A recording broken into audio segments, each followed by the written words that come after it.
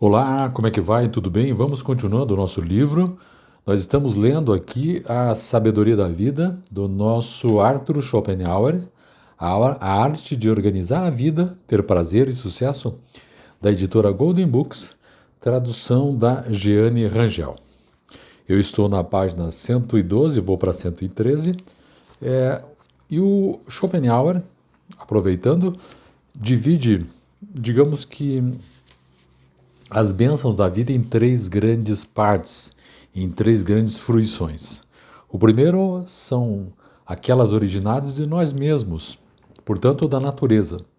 O segundo, dos bens que nós adquirimos durante a vida. E o terceiro é do que acham de nós mesmos. Então, é muito interessante essa divisão que ele nos traz.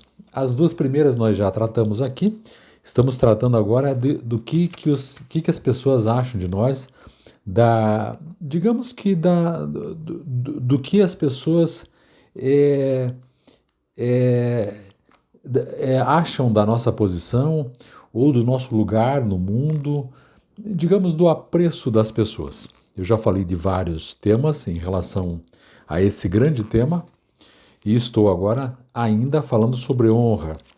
Nos vídeos anteriores, você viu, falei sobre a honra feminina, notadamente honra sexual. Estou na honra masculina. E aí vou continuar aqui sobre a honra masculina. Tá certo? Então vamos lá, vamos continuar lendo.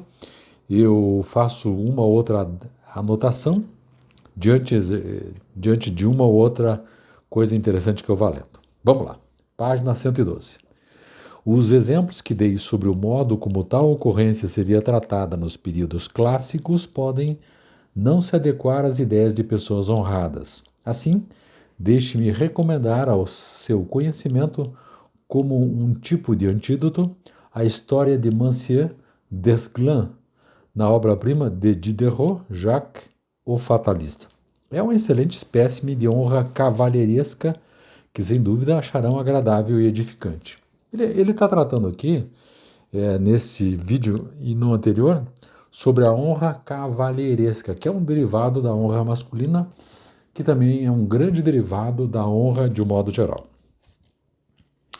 Diz ele: do que eu disse, deve estar bem evidente que o princípio da honra cavalheiresca não tem origem essencial e espontânea na natureza humana. É um produto artificial e sua fonte não é difícil de achar. Sua existência, obviamente, data do tempo quando as pessoas usavam seus punhos mais que as cabeças, quando as obras dos padres enfeitiçavam o intelecto humano na tão falada Idade Média como o seu sistema de cavalheirismo. Era o tempo quando as pessoas deixavam o Todo-Poderoso não apenas cuidar delas, mas também julgá-las, quando os casos difíceis eram decididos por um ordalho ou julgamento de Deus, que, com poucas exceções, significava um duelo, não apenas quando havia interesse dos nobres, mas igualmente no caso dos cidadãos comuns. É muito interessante que nós estudamos na filosofia do direito, e notadamente dentro do direito, dentro da história do direito, da história da filosofia de modo geral, filosofia jurídica, que na Idade Média os grandes julgamentos tinham a ver com as ordalhas. E as ordalhas eram justamente isso. Se submetiam, os tribunais submetiam as pessoas, né, os réus, a julgamentos assim pouco ortodoxos, onde a vontade de Deus poderia aparecer. Então era comum, por exemplo, afogar a pessoa, colocá-la numa tina d'água por um determinado período. Se ela se afogasse, é porque seria a vontade de Deus. Se ela conseguisse sobreviver, é porque Deus estava dando a sua sentença, o seu veredito. Então, isso tudo está no campo das ordalhas que o autor diz aqui. Vamos lá. Há uma elegante ilustração disso em Henry VI de Shakespeare. Cada sentença judicial era sujeita ao apelo das armas. Uma corte de maior instância chamada de julgamento de Deus. Isso realmente significava que a força e a atividade física, isto é, nossa natureza animal, usurpavam o lugar da razão na cadeira de julgamento, decidindo em questões de certo ou errado, não sobre o que um homem fez, mas pela força com que ele se opunha. O mesmo sistema, de fato, que hoje prevalece sobre os princípios da honra cavalheiresca. Se alguém duvidar de que esta tenha realmente sido a origem do nosso duelo moderno, deve ler o excelente trabalho de J.B. Millingen, A História do Duelo. Não, você ainda pode encontrar entre os defensores do sistema, que, diga-se de passagem, não são normalmente os mais educados ou esclarecidos entre os homens, que eles são o que vem o resultado de um duelo como realmente constituindo um julgamento divino na questão em disputa, sem dúvida em consequência do consentimento tradicional sobre o assunto. Deixando de lado a questão da origem, deve agora estar claro para nós que a principal tendência do princípio é usar a ameaça física com o propósito de extorquir uma aparência de respeito cuja aquisição na realidade é supostamente muito difícil ou supérflua, um procedimento que parece ser quase a mesma coisa que testar o calor de sua sala segurando o termômetro na mão e fazendo-o subir.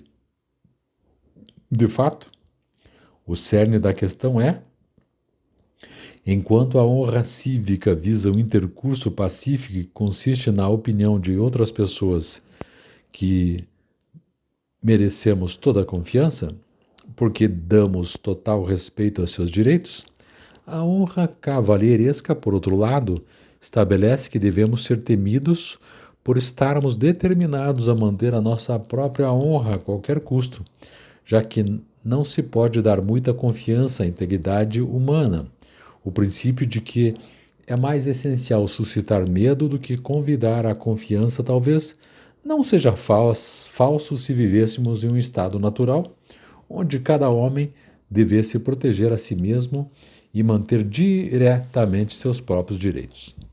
Mas na vida civilizada, onde o Estado realiza a proteção de nossa pessoa e propriedade, o princípio não é mais aplicável. Ele se tornou, como os castelos e torres de vigia da época, quando o poder era certo, um objeto inútil e esquecido entre campos bem lavrados e estradas frequentadas ou mesmo estradas de ferro. Página 115. Da mesma forma, a aplicação da honra cavalheiresca, que ainda reconhece esse princípio, é confinada aos pequenos casos de assalto pessoal que recebem somente punições leves nas mãos da lei ou mesmo nenhum, pois de minimis non, meros erros triviais cometidos às vezes só por brincadeira. A consequência dessa limitada aplicação do princípio é que se forçou a um respeito exagerado ao valor da pessoa, um respeito inteiramente alheio à natureza, constituição ou destino do homem, que se exaltou em uma espécie de santidade. E, como ele considera que o Estado impôs uma pena muito insuficiente no cometimento de injúrias tão triviais, assume puni-las, atacando o agressor por inteiro. A coisa toda se baseia expressamente sobre um grau excessivo de orgulho arrogante que, esquecendo completamente o que o homem realmente é, defende que ele estará absolutamente livre de todo o ataque ou mesmo censura. Aqueles que determinam cumprir este princípio à viva força e anunciam como sua regra de ação: quem quer que me insulte ou ataque, morrerá. Deveriam, por seus próprios esforços, serem banidos do país. Como um paliativo a essa temerária arrogância, as pessoas têm o hábito de ceder a qualquer coisa. Se duas pessoas intrépidas se encontram e nenhuma das duas cede, a mais leve diferença pode causar uma chuva de abusos, socos e, finalmente, um ataque fatal. Assim, seria um procedimento realmente mais digno omitir os passos intermediários e apelar de imediato às armas. Um apelo às armas tem suas próprias formalidades especiais e estas foram desenvolvidas em um rígido e preciso sistema de leis e regulamentos, juntos formando a mais solene farsa existente, um templo regular de honra dedicado à loucura.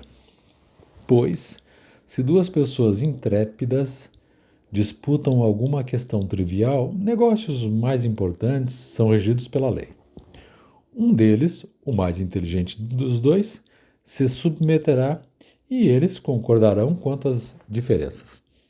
Isto é provado pelo fato de que as pessoas comuns, ou melhor, as várias classes da comunidade que não reconhecem o princípio da honra cavalheiresca, deixam qualquer disputa seguir seu curso natural. Entre essas classes, o homicídio é centenas de vezes mais raro do que entre aqueles, e eles somam talvez em tudo quase 1 em 1000, que homenageiam o princípio. E mesmo a luta não é uma ocorrência muito frequente. Então, tem-se dito que as maneiras da boa sociedade são, enfim, baseadas no princípio da honra que com seu sistema de duelos é considerado um baluarte contra os assaltos da selvageria e da rudeza. Mas Atenas, Corinto e Roma poderiam certamente gabar-se de alto padrão de maneiras, de apoio e de aspecto da honra cavalheiresca. É verdade que as mulheres não ocupavam naquele lugar proeminente na antiga sociedade que agora mantém, quando a conversação decorria em caráter frívolo e fútil, à exclusão daquele discurso pesado que distinguia os anciãos. Ficamos por aqui por enquanto, para não cansar. Já retorno com a página 117 em diante. Obrigado, até mais.